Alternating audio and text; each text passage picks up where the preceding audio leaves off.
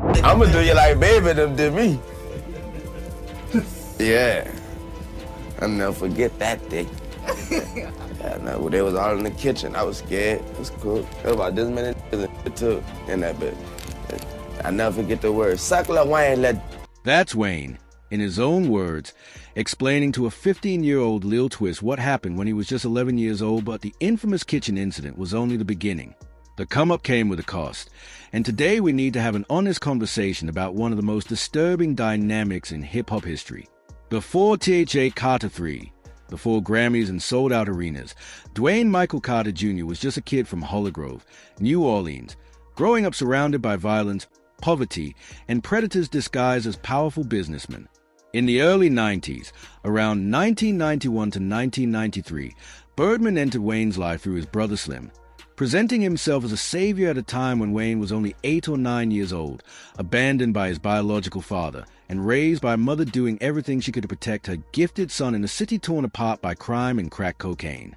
With New Orleans murder rates soaring and young black boys dying or going to prison at alarming rates, Birdman's wealth, influence, and promise of a music career looked like an escape from the streets. Wayne's mother saw opportunity, not danger, and able to imagine the price that would come with it.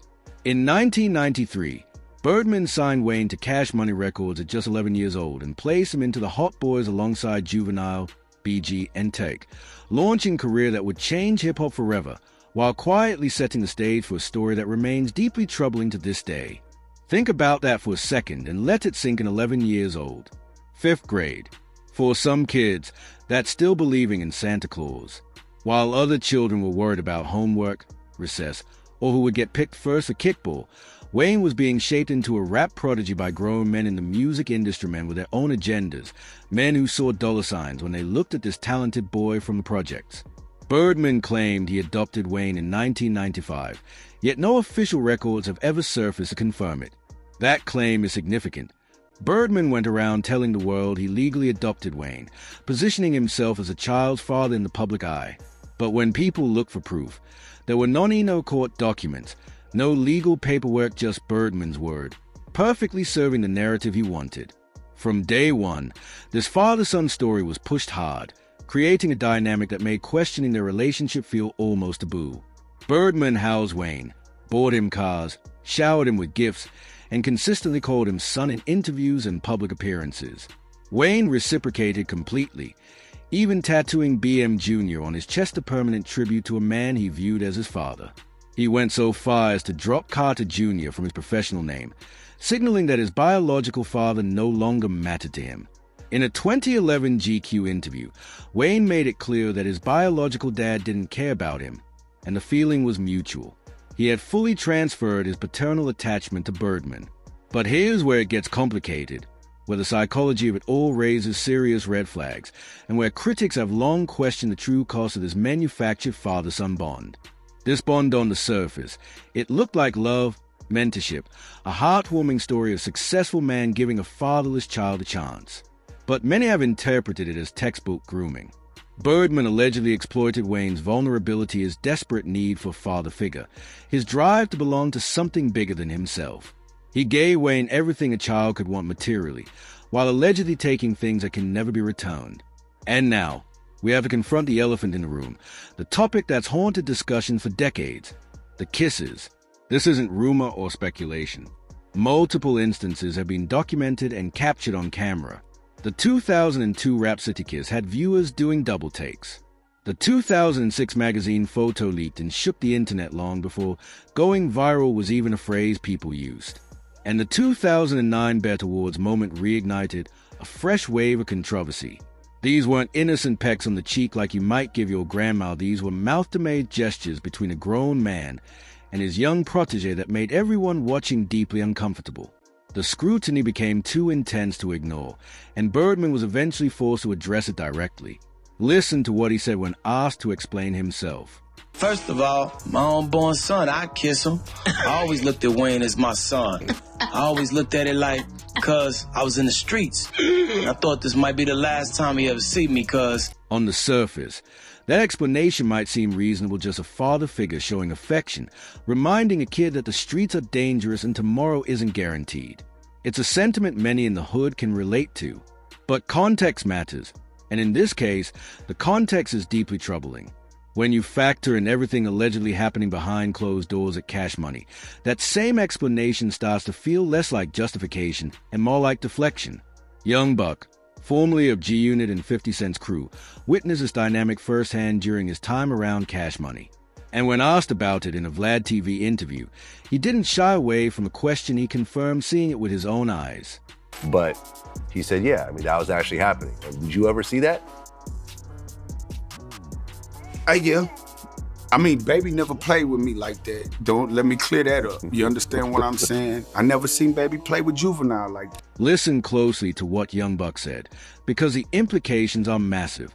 He made it clear Birdman never behaved like that with him. He never saw Birdman treat Juvenile that way either. This wasn't some Cash Money, wide tradition of fatherly affection. This wasn't just how Birdman showed love to every artist on the roster. It was specific. It was targeted. It was Wayne, and seemingly Wayne alone among the major artists. That specificity is what shifts this from something merely strange or cultural into something far more concerning. And then rapper 40 Glock took it a step further, describing what he personally witnessed. His account isn't vague or implied, it's detailed, graphic, and deeply unsettling. I watched him kiss Lil Wayne in his mouth. I said in his mouth. I said, man, like he be lying. He like, I swear to God. He said, I said, what you mean? Like he smooched him on his cheek or something? Like, no, they tongue kissed. Tongue kiss. Let that really sink in. Not a quick peck on the cheek. Not a fatherly kiss on the forehead. According to 40 Glock's eyewitness account, this was something far more intimate, something that has no place in any father-son relationship under any circumstances. Hot Boys affiliate Tech 9 also went on record, saying he witnessed similar behavior involving both BG and Wayne when they were teenagers, and he openly called it weird. Multiple witnesses, multiple moments, multiple artists. Wayne himself eventually addressed a controversy through his music, rapping, "I Kiss My Daddy" on the We Taking Over remixes if it was something to defend instead of question. But that raises an uncomfortable possibility. Was Wayne reclaiming the narrative on his own terms, or was a traumatized young man normalizing something that never should have been normalized in the first place? Was he protecting Birdman or protecting himself from the shame of what he experienced? These are questions the streets have debated for years, and the answers aren't simple. Trauma rarely is. Now here's where it gets even darker. As disturbing as the kisses were, they may have only been the tip of a much larger and more unsettling iceberg. Because what Wayne himself has described from his childhood at Cash Money is the kind of story that makes you question everything you thought you knew about the music industry. In the Carter documentary from 2009, Wayne sat down with a young Lil Twist who was about 15 at the time and calmly told him about an incident that happened when Wayne was just 11 years old. The cameras were rolling. This wasn't an off-the-record confession or a leaked private moment. Wayne chose to share it publicly, almost like he needed the world to hear it, even if he framed it as something else. This is Wayne, in his own words, on camera, describing what happened in that kitchen. I'ma do you like baby them did me. Yeah. I'll never forget that day. Yeah, no, they was all in the kitchen. I was scared. It's cool. There was about this many too in that bit. I never forget the word. Suck Lil Wayne, Let that sink in for a moment. Really taking what was just said. Baby them did me.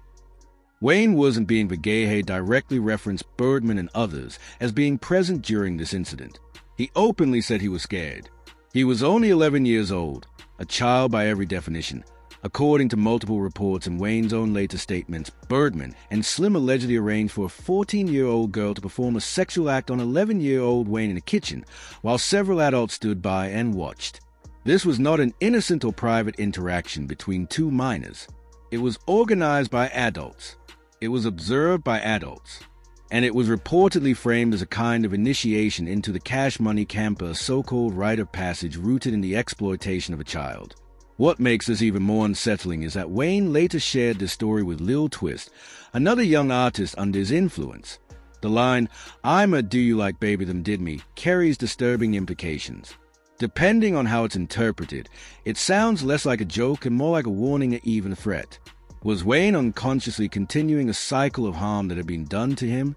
Was he attempting to prepare Twist for something he believed was inevitable? Or was he struggling to process his own trauma, expressing in a distorted and troubling way? The psychology of abuse is deeply complex.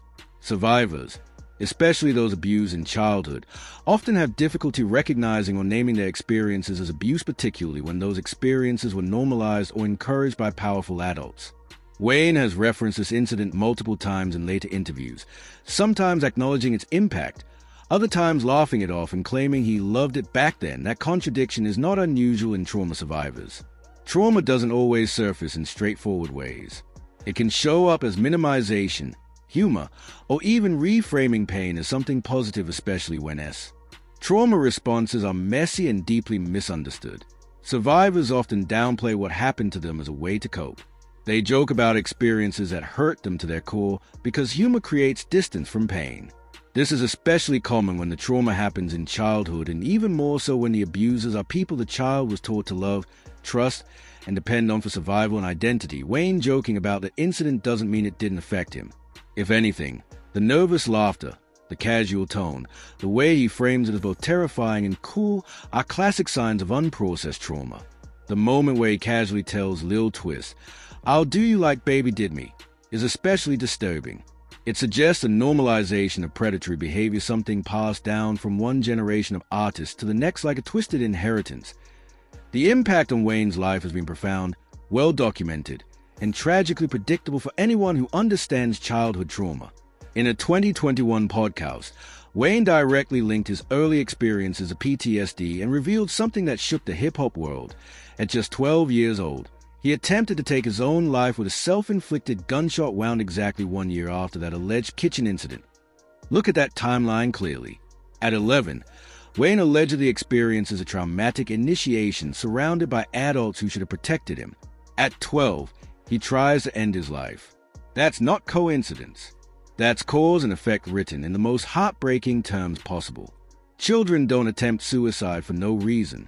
A child with money, fame on the horizon, and a father figure claiming to love him doesn't turn a weapon on himself unless something is deeply and fundamentally broken in his world. Wayne survived, but how many others didn't? How many young artists were lost to suicide, overdose, or violence before they ever had the chance to tell their stories? Wayne's long, well-documented battle with addiction, especially his severe codeine dependency that began around the age of 12, has also been linked by both observers and Wayne himself to those early traumatic experiences.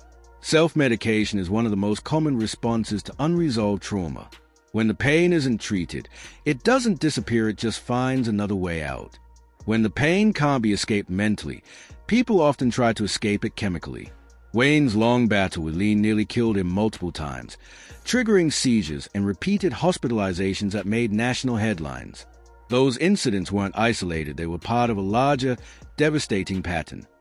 When you step back and examine the full timeline, the picture becomes deeply troubling.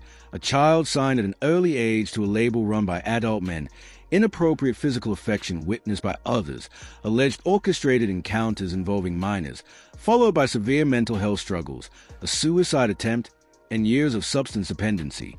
Taken together, these events suggest not chaos or coincidence, but a system that may have exploited vulnerability and left permanent scars on one of hip-hop's most gifted artists. And Wayne was not allegedly the only one affected by this environment. Over the years, similar accusations have surfaced involving other young artists connected to Cash Money. There are disturbing claims regarding Lil Chucky allegedly being mistreated at just 12 or 13 years old, as well as a separate allegation from the 1990s involving Birdman and another minor who was reportedly 14 at the time. Individually, these stories were often dismissed or ignored. Collectively, they form a pattern that's much harder to explain away. Zooming out, what emerges is a familiar and unsettling narrative. Young, vulnerable boys from difficult socioeconomic backgrounds brought into an industry space where normal boundaries allegedly didn't exist and where exploitation may have been normalized under the language of mentorship, loyalty, family, and opportunity. In these settings, power is blurred, consent is compromised, and harm is reframed as preparation for success. Some industry observers and cultural critics have drawn uncomfortable parallels to other well-documented cases across entertainment history.